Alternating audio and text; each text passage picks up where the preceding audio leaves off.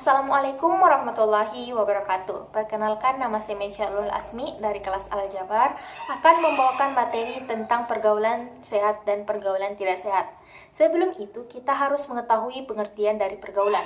Pergaulan adalah interaksi manusia dengan manusia lain dalam lingkup sosial yang mana dalam jangka waktu lama akan mempengaruhi satu sama lain.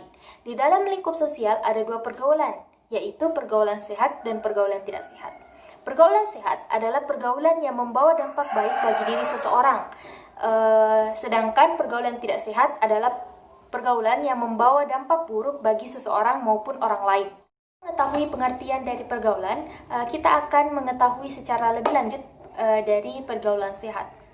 Pergaulan sehat adalah interaksi manusia dengan manusia lain yang mana terjadi baik secara jiwa, raga maupun sosial seseorang dan bersifat baik atau bersifat positif. Di dalam suatu pergaulan terdapat beberapa etika.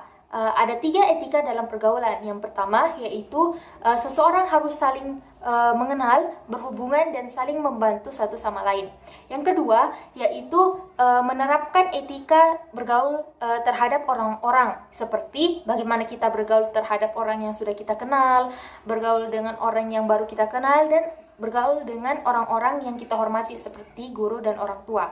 Yang terakhir yaitu menerapkan etika di dalam lingkungan. Artinya orang-orang yang kita temui dalam kesehari-harian kita harus menerapkan etika yang baik, karena saat itulah orang-orang menilai kita sebagai sosok yang terbuka. Ciri-ciri pergaulan sehat.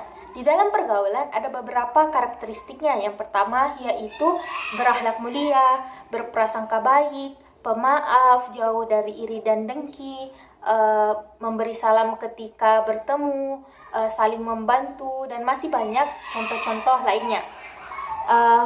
Ada beberapa faktor dari pergaulan sehat. Ada 5 faktor, yaitu yang pertama, faktor fisik yang mana berkaitan dengan kondisi fisik seseorang.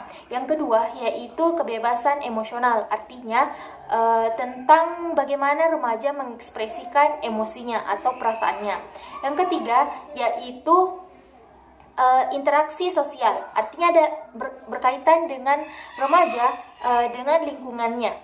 Yang terakhir contoh dari pergaulan sehat yaitu kelompok belajar, di mana kelompok belajar ini mengarahkan remaja ke arah yang positif, seperti mengasah pemikiran dan juga kemampuan remaja dalam berinteraksi satu sama lain, yang mana membawa dampak baik bagi remaja itu sendiri maupun anggota dari kelompok belajar.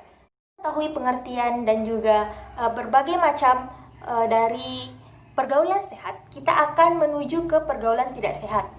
Pergaulan tidak sehat ialah salah satu bentuk perilaku menyimpang di dalam masyarakat yang mana bertentangan dengan nilai, norma, dan juga aturan yang berlaku. Pergaulan tidak sehat berasal dari kata pergaulan yang artinya interaksi manusia dengan manusia lain, tidak sehat atau bebas yang artinya tidak terikat dengan norma atau aturan yang berlaku. Ciri-ciri dari pergaulan tidak sehat. Yang pertama yaitu terlibat dalam hura-hura. Yang kedua yaitu menggunakan obat-obatan terlarang atau minuman beralkohol. Ketiga yaitu berperilaku tidak baik. Dan yang terakhir yaitu berpakaian terbuka. Nah, di dalam pergaulan tidak sehat ada beberapa faktornya. Yang pertama yaitu rendahnya taraf pendidikan keluarga. Salah satu contohnya yaitu keluarga yang mengizinkan anaknya berpacaran sehingga anak tersebut terjerat dalam pergaulan bebas. Yang kedua yaitu orang tua yang sibuk bekerja, yang mana mengakibatkan anak kurang pengawasan atau rendahnya interaksi orang tua dengan anak. Yang ketiga yaitu seorang anak yang tidak dapat memilih teman yang baik sehingga membawa dampak buruk bagi dirinya sehingga terjerat dalam pergaulan bebas. Yang keempat yaitu kondisi ekonomi keluarga yang mengakibatkan seorang anak terputus dari sekolah, yang mengakibatkan anak tersebut perilakunya semakin memburuk. Adapun cara untuk mengatasi pergaulan bebas. Yang pertama, mengubah cara pandang. Yang kedua, yaitu memilih teman yang baik. Yang ketiga, yaitu membaca buku yang bersifat motivasi.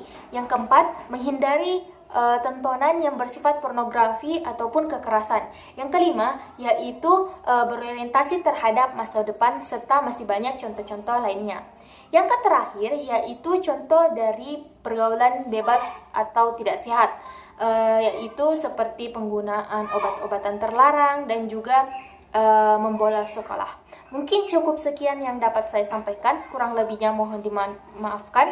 Semoga materi yang saya bawakan bermanfaat bagi teman-teman sekalian. Wassalamualaikum warahmatullahi wabarakatuh. Dadah.